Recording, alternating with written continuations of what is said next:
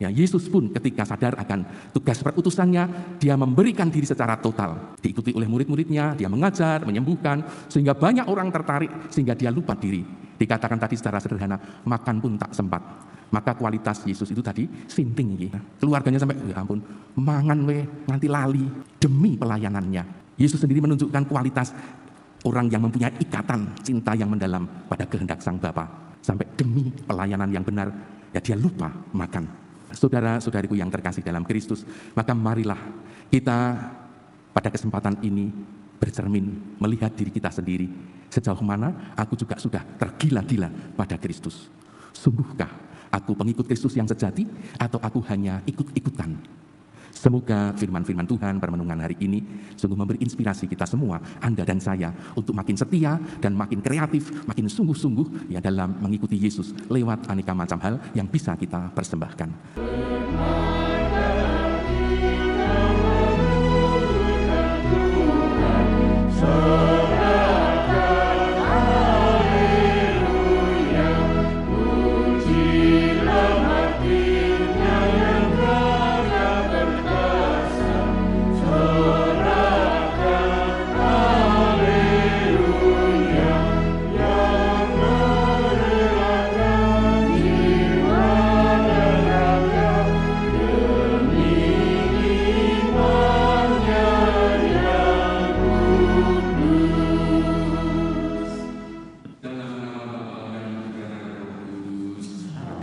Rahmat Tuhan kita Yesus Kristus, cinta kasih Allah dan persekutuan Roh Kudus bersamamu. Romo, Bapak Ibu, saudara-saudariku yang terkasih, selamat pagi berkah dalem. Hari ini Gereja Kudus memperingati Santa Agnes, perawan dan martir. Dia dikenal sebagai perawan dan martir termuda selain anak-anak kanak-kanak Bethlehem yang dibunuh setelah kelahiran Yesus. Agnes yang merupakan martir gereja paling muda ini memberikan kesaksian yang sederhana. Diperkirakan usianya sekitar 12 tahun. Diketahui bahwa dia pengikut Kristus pada saat itu dalam pemerintahan Kaisar Diokletianus, pengikut Kristus dilarang karena mereka harus menyembah kaisar dan dewa-dewi Romawi. Karena itu ketika dia dipaksa untuk meninggalkan agamanya, imannya, dia tidak mau karena dia sangat mencintai Kristus. Bahkan akhirnya dia dihukum mati dengan dipenggal. Kanak-kanak, masih anak-anak tetapi mempunyai iman yang kuat.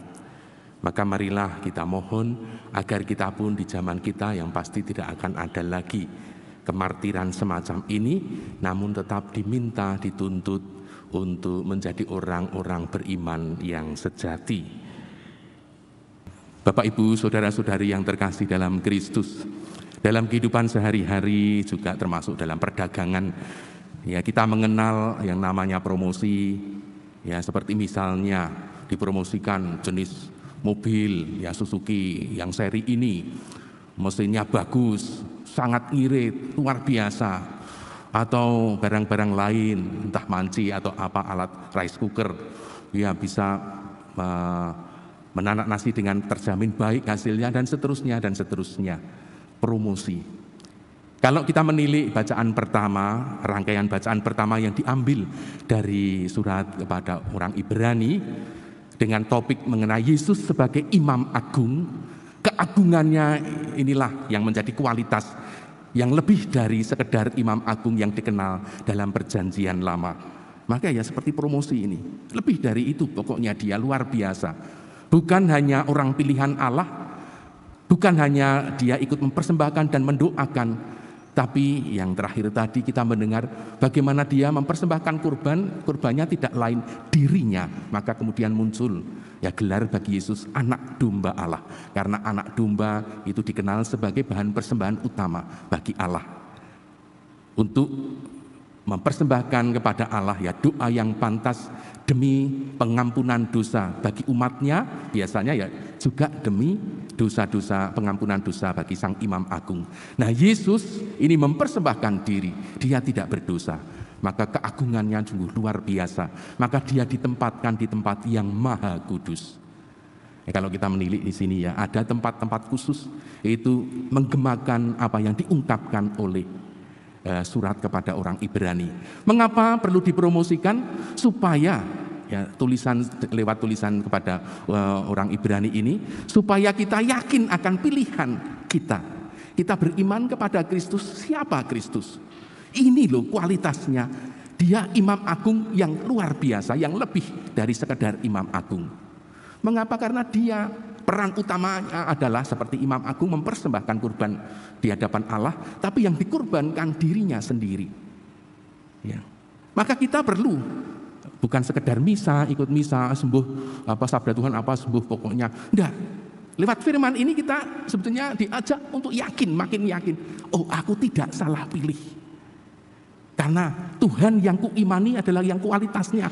Oh, aku merekam ini dia.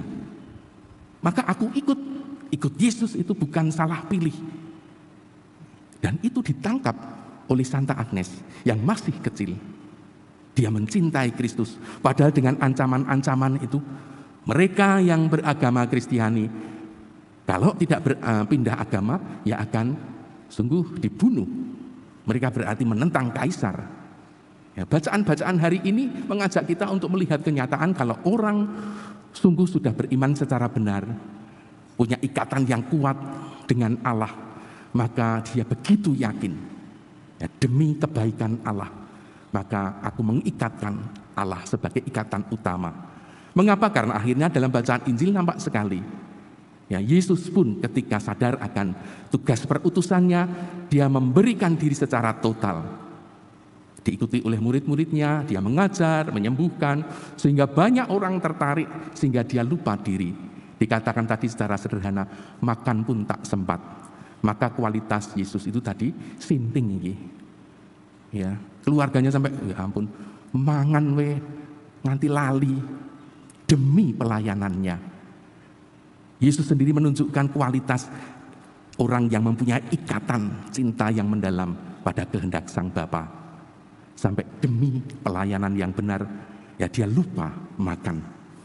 Nah, saudara-saudariku yang terkasih dalam Kristus, maka marilah kita pada kesempatan ini bercermin, melihat diri kita sendiri. Sejauh mana aku juga sudah tergila-gila pada Kristus. Sungguhkah aku pengikut Kristus yang sejati, atau aku hanya ikut-ikutan? Semoga firman-firman Tuhan permenungan hari ini sungguh memberi inspirasi kita semua, Anda dan saya, untuk makin setia dan makin kreatif, makin sungguh-sungguh ya dalam mengikuti Yesus lewat aneka macam hal yang bisa kita persembahkan.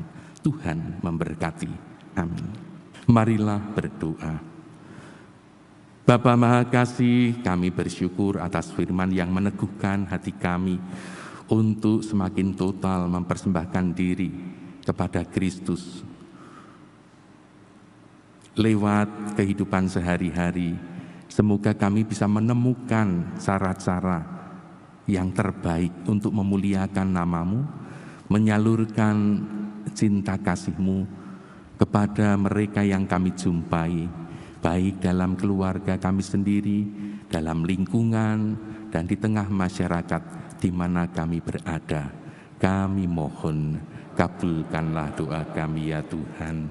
Bapa Maha Kasih, berkaitan dengan tarekat kami MSF, kami bersyukur atas para pemerhati, juga mereka yang selalu mendoakan kami dan memberikan bantuan kepada kami. Semoga mereka juga Kau pandang sebagai hamba-hamba-Mu yang turut serta mempersembahkan sesuatu. Semoga tarekat kami pun semakin Kau penuhi dengan calon-calon yang mau secara total mempersembahkan diri sebagai misionaris. Kiranya Engkau memberkati tarekat kami, memberkati juga mereka-mereka yang mendukung kami. Kami mohon, kabulkanlah doa kami ya Tuhan. Dalam rangkaian Pekan Doa Sedunia, semoga ikatan kami, Gereja Katolik dan gereja-gereja Kristiani lain semakin erat, terutama dalam kerjasama, menumbuhkan hati nurani yang benar dan menghasilkan karya-karya kasih yang nyata di tengah masyarakat. Kami mohon, kabulkanlah doa kami ya Tuhan. Dengarkan juga doa-doa yang kami haturkan dalam hati kami masing-masing.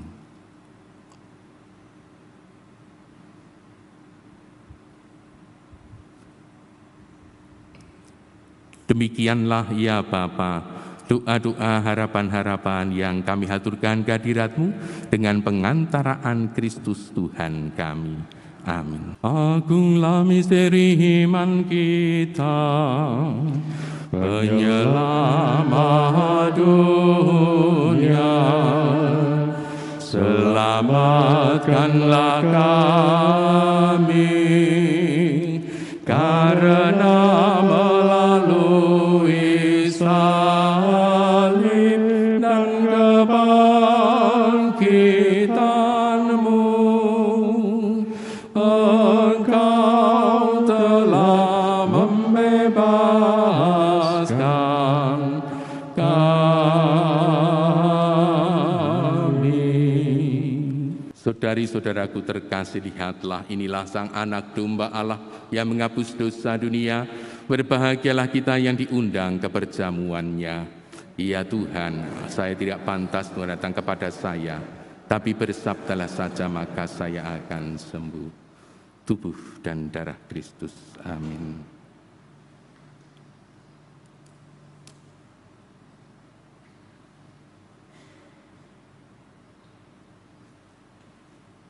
Kematian maupun kehidupan dan makhluk manapun takkan mampu memisahkan kita dari cinta kasih Kristus. Tuhan bersamamu.